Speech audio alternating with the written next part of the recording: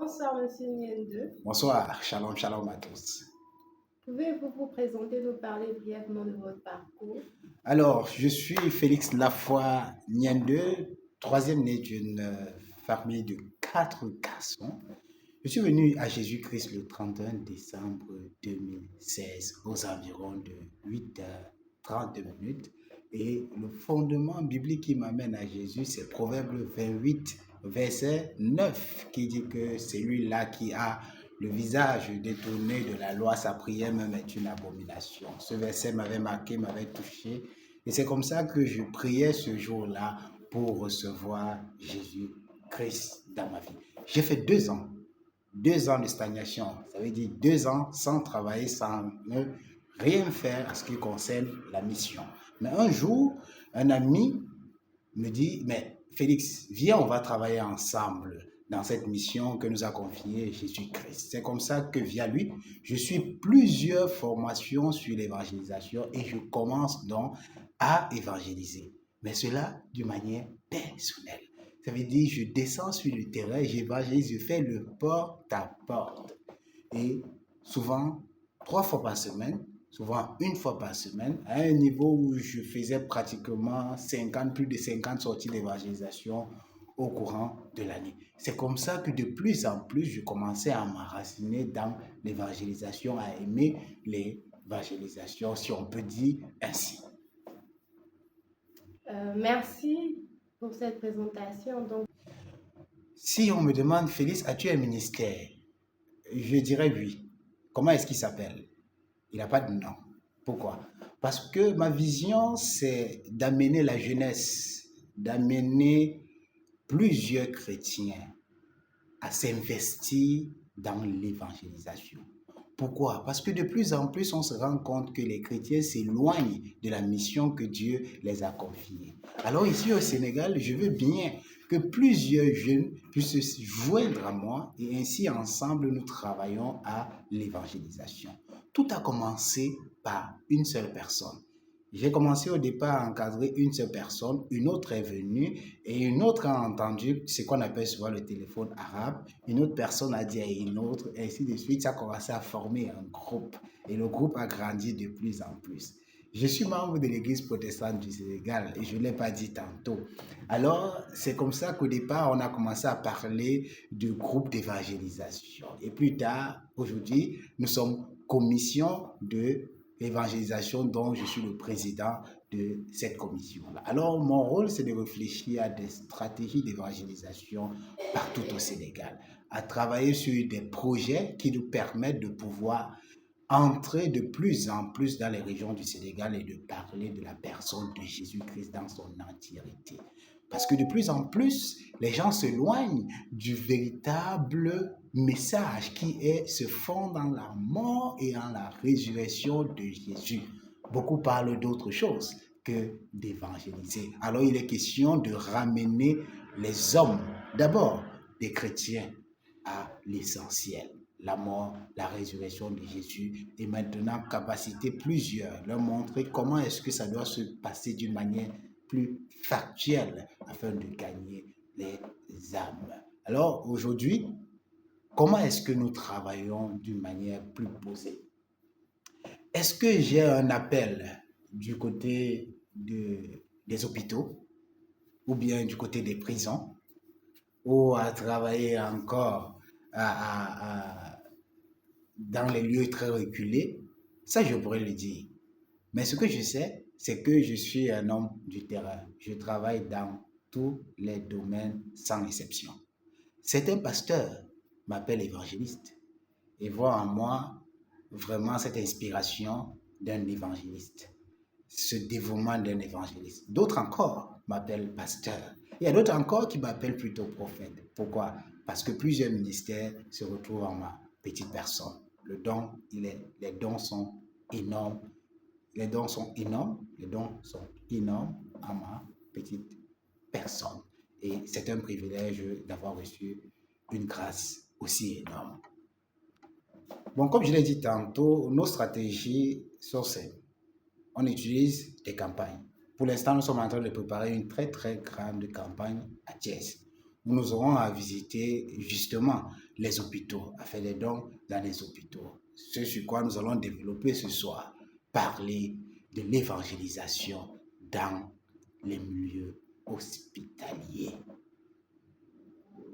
Alors, on fait également du porte-à-porte et on travaille aussi à faire de l'évangélisation publique, c'est Jésus-Christ. Bon, des exemples concrets où ces stratégies ont été efficaces. Je dirais qu'il y a plusieurs musulmans qui se sont convertis à Jésus via nous. Nous avons prêché l'évangélisation, nous avons prêché Jésus-Christ, je vous l'ai dit, nous avons prêché Jésus-Christ et plusieurs ont entendu cette parole et se sont convertis à Christ et qui sont musulmans. Et aujourd'hui, on en voit même dans nos églises de plus en plus qui sont venus via la grâce que Dieu nous a accordée. Et aussi, il y a plusieurs frères qui autrefois n'étaient pas zélés dans l'évangélisation, mais parce qu'ils ont vu ce zèle-là qui repose sur certains d'entre nous, ils ont dit, nous saisirons le pain, un peu comme la Bible dit que l'heure viendra, où plusieurs saisiront le pain d'un seul juif et diront, Dieu est avec toi. Alors, plusieurs frères ont été zélés, sont zélés aujourd'hui pour l'évangélisation via ce que nous avons commencé. Et ça a galvanisé beaucoup dans l'Église, ça a galvanisé beaucoup d'amis et aujourd'hui, c'est une source de bénédiction pour plusieurs personnes. Bon, les plus grands défis que nous avons rencontrés, au fait, nous sommes d'abord au Sénégal. Au Sénégal, majoritairement, ce sont des musulmans. Vous savez, nous sommes pratiquement à 95% de musulmans. Ça veut dire que la barrière est déjà claire, c'est l'islam. Et aussi, un autre défi, c'est la langue. Parce que je ne suis pas encore totalement imprégné côté de la linguistique, ça veut dire parler le Wolof. Alors, ça crée une barrière dans la conversation avec l'autre pour pouvoir le gagner. Et vous savez qu'au Sénégal, peu parlent français, mais presque tous parlent Wolof. Alors, c'est l'une des plus grosses barrières que nous rencontrons au Sénégal, l'islam et la langue. Maintenant, est-ce qu'il y a d'autres barrières? Nous verrons avec le temps, avec la grâce de Dieu. Alors, comment surmonter le défi de la langue? Le défi de la langue se surmonte tout simplement par un traducteur et aussi par la volonté de parler de temps en temps, d'essayer. Soit on travaille avec un traducteur qui nous accompagne, ou alors on se débrouille nous-mêmes à véhiculer un message qui peut être compréhensible des autres. Maintenant, du côté de l'islam, comment est-ce qu'on travaille à surmonter, à gagner de plus en plus? C'est tout simplement en faisant l'évangélisation et on ne s'arrête pas, on ne saute personne lorsqu'on sort évangéliser. Toute âme est utile pour la gloire de Jésus-Christ. Bon, l'impact de ce ministère, je crois que d'une manière ou d'une autre, je l'ai déjà dit dans mes précédentes paroles. L'impact de ce ministère, c'est grand. Vous savez, les choses de Dieu ne sont pas quantifiables. On dit, mais compte-les. Tu verras qu'ils sont tellement grands, c'est tellement énorme que est-ce que je pourrais citer aussi facilement ce que nous avons déjà réalisé sur le terrain? Mais ce que je sais, c'est que il y en a qui m'ont abordé. Il me dit une fois, Dieu m'a envoyé vers toi pour être encadré, pour être suivi, parce que je veux davantage connaître la personne de Jésus. J'ai dit, il n'y a pas de problème, il n'y a pas de souci, nous allons travailler.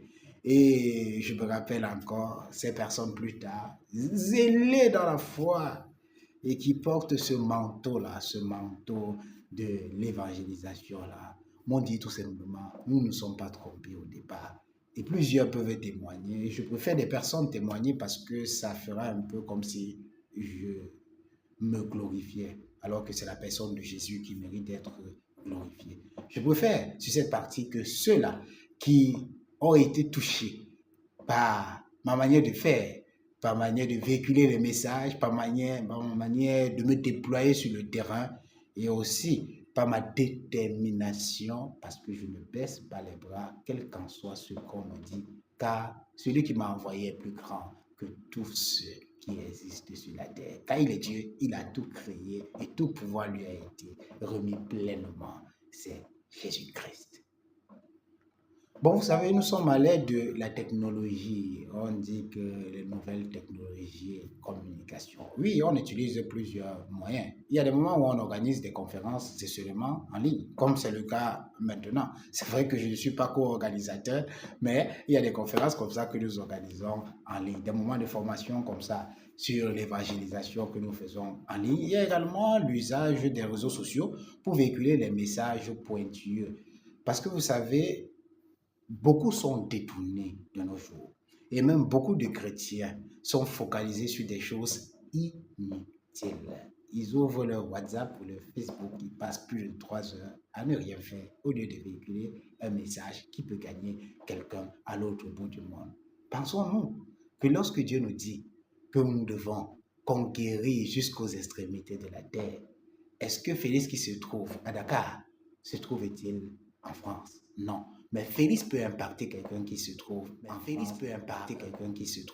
France par un message via les réseaux sociaux. C'est l'occasion pour moi d'exhorter plusieurs d'en utiliser et de bien les utiliser pour la gloire de Dieu. Ne soyons pas distraits par ces choses-là, mais utilisons-les comme étant des outils créés par Dieu qui a donné l'intelligence à l'homme pour se glorifier.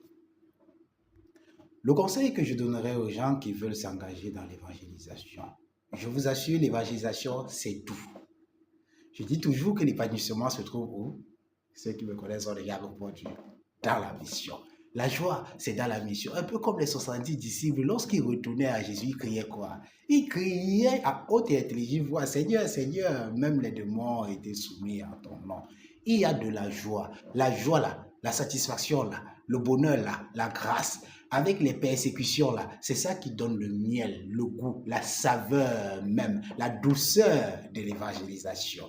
Ceux qui ne goûtent pas à ça, vraiment, vous passez à côté des choses merveilleuses. J'encourage mes frères et sœurs, et ceux-là même qui ne croient pas encore à Jésus, d'y venir et de travailler à la mission, car vous verrez des choses que vous n'avez jamais vues. Et vous allez toucher des choses que vous n'avez jamais touchées. Vous allez entendre des choses que vous n'avez jamais entendues. Et vous allez impacter le monde entier. Car le monde et la transformation du monde passera certainement par vous. Bon, pour être un bon évangéliste, je dirais ceci. Il faut être mort en soi. Paul a dit, lorsqu'il a été appelé par le Seigneur, il n'a consulté quoi? Ni sang, ni chair. Il n'a pas consulté les hommes. Il n'a pas consulté ses plaisirs ou ses désirs. Mais il a laissé tout et il est parti. Alors il faut être mort en soi. Il faut également avoir des moments de prière énormes. Un bon évangéliste, c'est quelqu'un qui prie beaucoup. C'est quelqu'un qui jeûne beaucoup. C'est quelqu'un qui a une véritable communion avec Dieu.